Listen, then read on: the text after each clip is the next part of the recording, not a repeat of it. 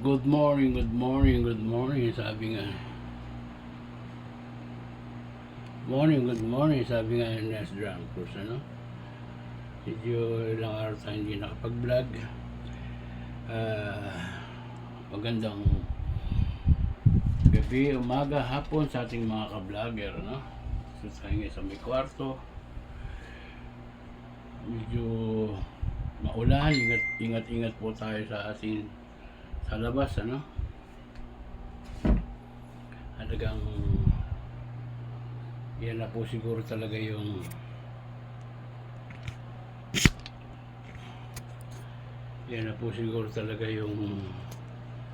tag-ulan, no? So, no? Good morning, sabi nga Nest Drum Cruise, ano? So, ingat po tayo sa labas lagi, no? Medyo talagang tag-ulan, ha? Dito tayo sa may ating kwarto. Ilang buwan nating di natutulugan tong ating kwarto, no? Nung isang araw, naglinis lang ako. Yan po ang aking maliit na kwarto, pero malinis po siya. Isang kamara, no? Yan po, no? Po ang aking mga gamit nandito, no? Ayan po, no? Medyo, alam mo naman, medyo maingat tayo sa mga gamit. Masinop tayo sa lahat ng bagay, ano? Ang ating mga gamitan, no? Mga pang-vlog natin, yung mga sombrero, salamin, yung mga bag nasa taas, no? So, itong aming bahay na to ay halos magdadalawang buwan pa lang po kami rito, no?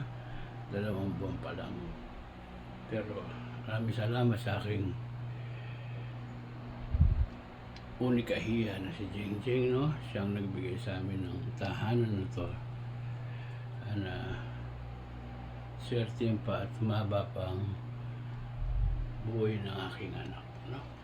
Itong kwarto namin ni Commander, no? Ito ang ating kama.